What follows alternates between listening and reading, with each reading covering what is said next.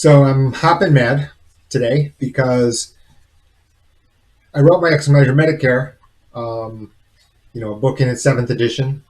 Let me see here. Do we have it up? I think this is it. So yeah, this is the website for the book, Maximize Your Medicare, maximizeyourmedicare.com. You'll see the address soon. Anyway, the point of the book is the fact of something very obvious to me, which is that people are going to be working beyond 65 years old. And when this occurs, there are a bunch of different complications. I'm going to try to help you avoid them. It's in the book. It's in the book. And on a professional basis, we deal with this problem all the time, all the time. And this boat is not going back to shore. Sorry, right? We already know the population, baby boomers are the largest generation in U.S. history. Known. Also known. People are working beyond 65 years old. This should be obvious. These trends, there's no reversing them. It doesn't matter your health, the network, the politicians. None of those matter in the scheme of things. Those two facts, baby boomers are the largest generation, working beyond 65, that should be clear. No amount of voting or political debate is going to solve that. Now, the ripple effects to Medicare are complicated. Here's an example, and here's the kind of stuff that I don't like to see. I feel bad for the persons involved who didn't necessarily know and didn't know where to start to ask. Let's go to that now. Here's the bottom line. You must remember that you cannot have this card and make contributions to an HSA. HSA, for those who do not know, health savings account. Health savings account. The way to understand it is health-related IRA. You can contribute on a pre-tax basis. You get the tax credit when you make that contribution. You can use the money from that account for something called eligible medical expenses. It's a defined term by the IRS. It's documented what that stuff means. Medigap premium is not, one of those medical expenses, by the way. Anyway, the point here is if you have either of these two lines turned on, either Part A or Part B, you cannot make contributions to the HSA. And why is that? Because you'll be doubled. So accounting is a complicated thing. I have a master's degree in accounting from the University of Chicago on related matters. Mine was not on personal accounting, so I'm not a CPA. You can contact your CPA. You should do that.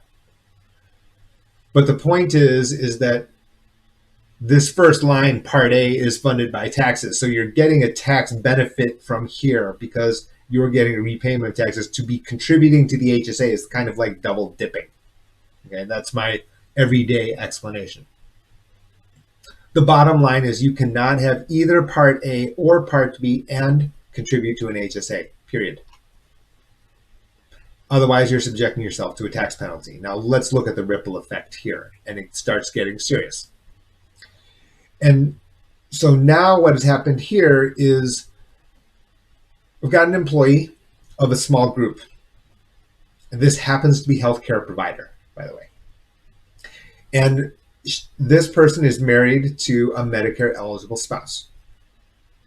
The employer pays a very large percentage of the health insurance premiums and contributes to an HSA, which is the account held in the name of the employee.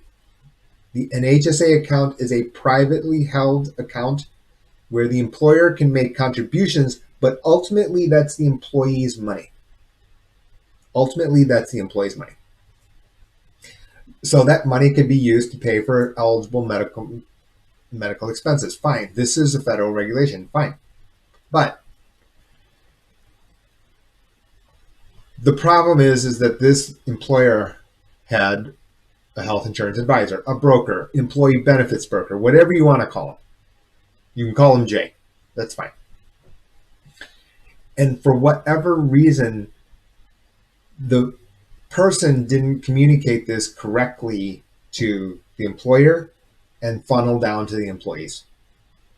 And I'm not here to speculate on the reason. Well, let's speculate anyway. Maybe the benefits broker didn't know the HSA rule.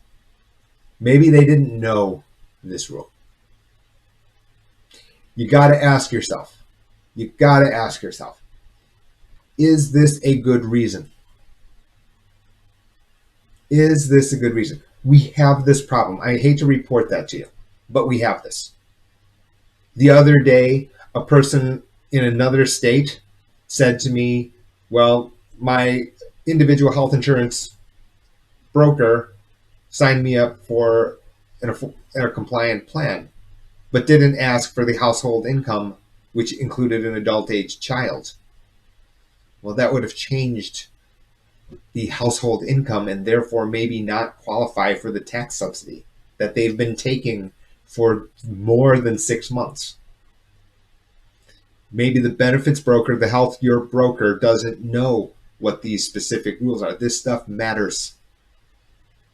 Because now you can see it. The employee and the spouse are now very likely to pay a tax penalty, subject to a tax penalty.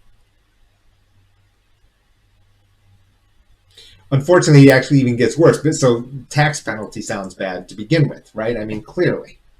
Right? I don't want people to pay taxes that they don't have to otherwise pay, and certainly not a penalty without their knowledge of knowing so. You can accept the penalty. You may even choose to pay the penalty, right? If you wrote down the math of money, you may actually choose to pay the penalty. But it gets worse, actually. Because the employer in this instance has paid 80% of the premium, which is great. Well-meaning employer. This is not debating the motivations or the intentions here, okay? The question then is the math of money of this group insurance, this small group insurance versus Medicare. So to review, the spouse of an employee must enroll in Part B. Must. The actual employee does not, by the way, but the spouse must. Medicare eligible spouse, and this is some speculation, but the reality is 65, 66-year-old person, and I'm using a low number here. This number is low, right? $1,000 a month, very easily the case. That means that the employer pays about 80% times 1,000, about $800 a month, leaving the spouse to be responsible for $200 a month. And I kept this example simple so that you can see the mathematics here, not very complicated. The issue here is this is worse than Medicare. The base case here, I didn't say every case, we'll get to the exceptions, is that this is worse than the Medicare private market. Why is that the case? Well, let's look at the exceptions. Where can I be wrong on this conclusion? Well, the small group insurance may have no coverage gap. And the spouse may be a certainty for the coverage gap. Who are you? Insulin dependent. Okay, so now you're adding massive money, right? Where's another one? IRMA. So if you have a high income household, greater than $170,000, or if you're single, greater than $85,000, you can pay extra premiums for Part B and for Part D. There are two separate IRMAs, okay? And so the math of money here may not add up, meaning that the premium with the IRMA can be much greater than $200. That's basically my point here. There's no shortcut to the math. Otherwise, however, if these types of exceptions don't apply to you, let's just take a look at the actual math of money. So if you have Medicare Advantage, MAPD stands for Medicare Advantage, with prescription drug coverage, easily located by $100 a month. And I put a wide range intentionally, but you can see Medigap, $120 to $130 in most areas of the country. This can be high or low.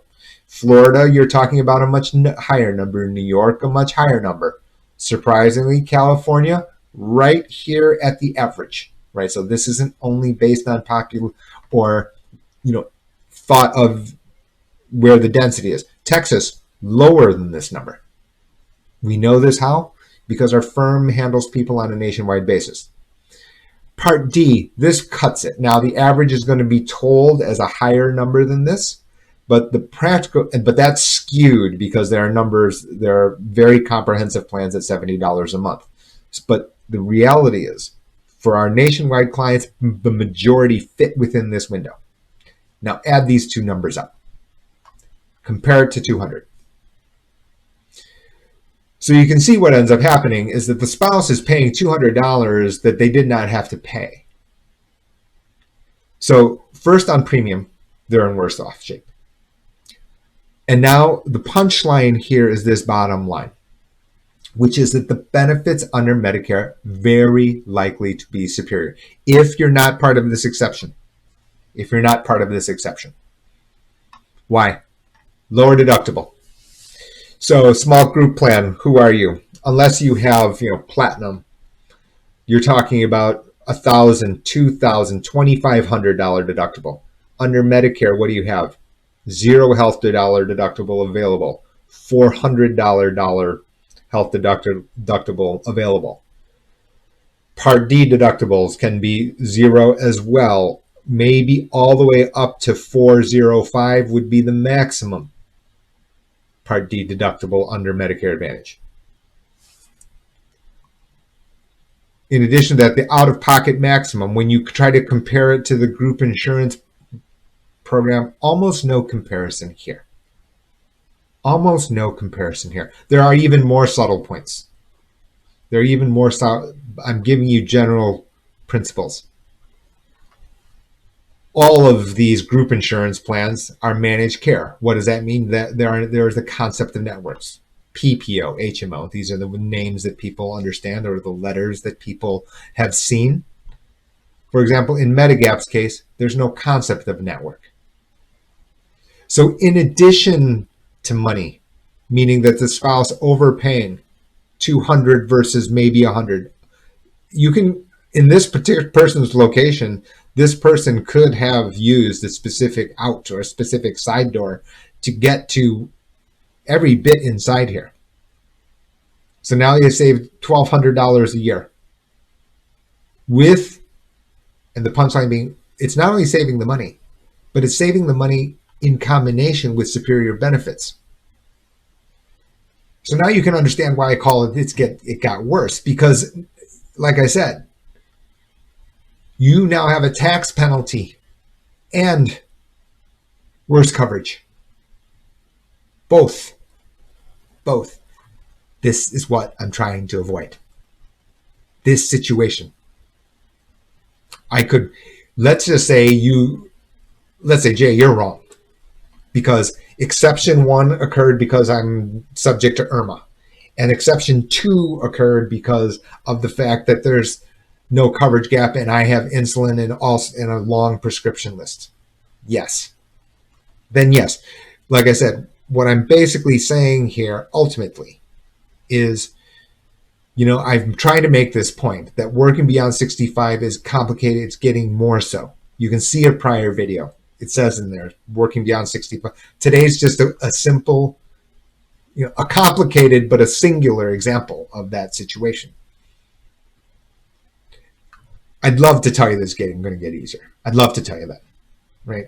It just not logical, right? Something doesn't fit with that idea. I can't even spit out the words, right? That this is going to get any easier, because we see this all the time. Is that the correct answer is not easy to identify. There are a lot of moving parts. Look at the topics we just talked about today. We talked about group health insurance. We talked about individual Medicare. And we talked about tax elements, right? There's no shortcut to actually putting pen to paper, I guess, in the days when people used pen and paper for calculating. You need to calculate. There's no shortcut to this, right? This here is math. This is math, okay? You have individual situations. Unfortunately, the thing about Medicare, I can tell you this from even in marketing a silly book, which is going to be newly published in January 2020. We'll get to that later. But is that you don't know you were supposed to ask. Now you have an issue. Who do you go to? You went to the Social Security Administration office for the answer of whether or not you're eligible. You went to your doctor because you think that they're the expert on healthcare. I promise you, I grew up in a medical household. I loved my father, my beloved father. I'm pretty sure he was not a health insurance expert, right? Don't call me a hater about the medical profession. Be totally, completely, you couldn't be more wrong, right? The fact of the matter is, I'm dealing with financial contract and the calculations and the math of money on a financial calculation. You don't see a single mention of Grey's Anatomy in today's video. There's a reason for that. There's a reason for that. It's not my beeswax what is going on in Grey's Anatomy. Could I have studied it? Well, my father would have said, you study horribly, so no, you will never make it. But the reality is that in that same way, physician, by the fact that they're a physician, doesn't make them an expert in the math of money of insurance. Insurance is a probability matter, not a Grey's Anatomy matter. Now, I have to step carefully here on this last point because I'm throwing rocks at myself. I'm an advisor, right? I'm a certified financial planner, and we have clients, that not only individual clients, but in addition to that, we have employer clients. Where are we here? I think we're going to show it here. It is that GH2 Benefits, which was the website, the address that I showed on the top. Yes, here it is here. And, we make lots of friends. We make lots of friends, not on the average case, right? On the average case is average, right? I don't control the price. Insurance brokers in this capacity don't control the price, right? I'm a waiter. I tell people this. I tell this to my clients all the time. Still or sparkling, I'm a waiter. I don't control the price. I just have command of what's on the menu. Anyway, you can see here, this interaction across these, we're not going away from that, especially under Medicare, because people are working beyond 65. We're not getting away from that. We have lots of anecdotes, lots of war stories. Explanations. Advisors don't possess full command of these interactions. Here. Oops. This interaction matters. You can see it here today. There are, unfortunately, we live in a cynical world. That's a news flash for those of you, who live under a rock. We have a cynical world. There are other self-serving motivations, right? Meaning advisors paid by the fact that they're keeping people on group plans, and that's what they know, that's their silo. You can connect the dots from here. I am going to tell you, unfortunately, I have to say that I observe this. So today's real life example, which is occurring right now, that's live. To give you an idea, other highly qualified people, this occurs. Law firm. I saw this person's law firm, their benefits, and I immediately asked myself, why this carrier? This carrier is known in this geographic location to be among the top most uncompetitive carriers. Wrong price, wrong combination. In fact, I can safely say that out of other small groups, small employers, I have never recommended this carrier. I've never. Only in the slightest of exceptions. So when I see this as the carrier of choice by the highly educated, I'm like, what happened here? What happened here? My high quality advisor pointed this out. Yeah, but the ripple effects, look at them. Not only was the premium too high, but in addition to that, what happens is the spouse or children of the employee had to pay in full. So even after the employer paid a big majority, very, very generous majority, but If you had a spouse or if you have children, the employees had to pay for it. By having the inefficient carrier, you had too high a price with potentially worse coverage. And in this case, that was the case. So as a result, the household of the employee is much worse off. Much worse off. Unfortunately, this is our world, right? I'm not going to try to say, okay, we can create utopia by this, that, or the other. We are dealing with the world as we're dealing the cards we are dealt, right? Now, the good thing is this could have been avoided, right? Which is, and here's the problem here and the challenge that you face. And it doesn't, and I'm picking on healthcare provider. I'm picking on law firm. Why?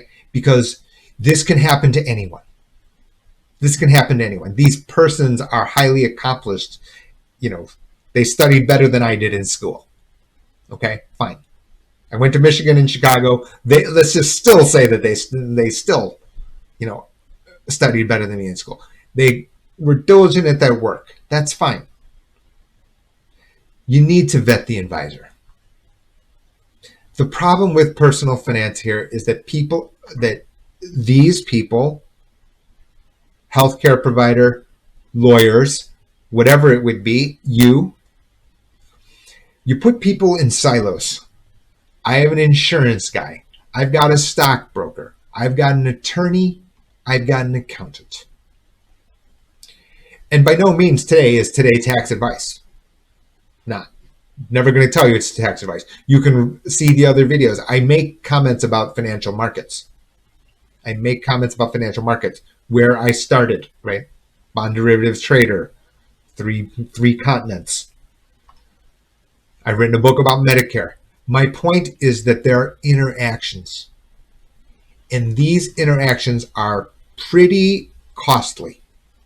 Because ultimately the one who pays when something gets missed is you. Unfortunately for these people in today's example, it's going to be pretty difficult to go now to try to, I don't know, I'm wildly speculating. What are we going to do? What's the accountant going to say? It's a violation of the rule.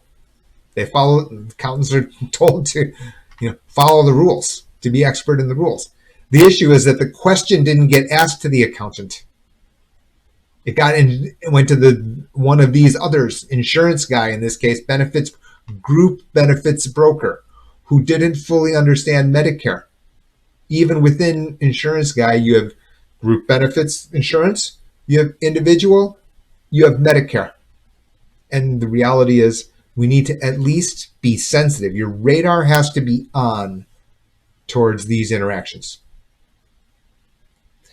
Please watch these other videos. The videos, I'm trying to paint you individual pictures, but the most important thing is about how the pieces fit. You can see today, it can be costly when something gets missed.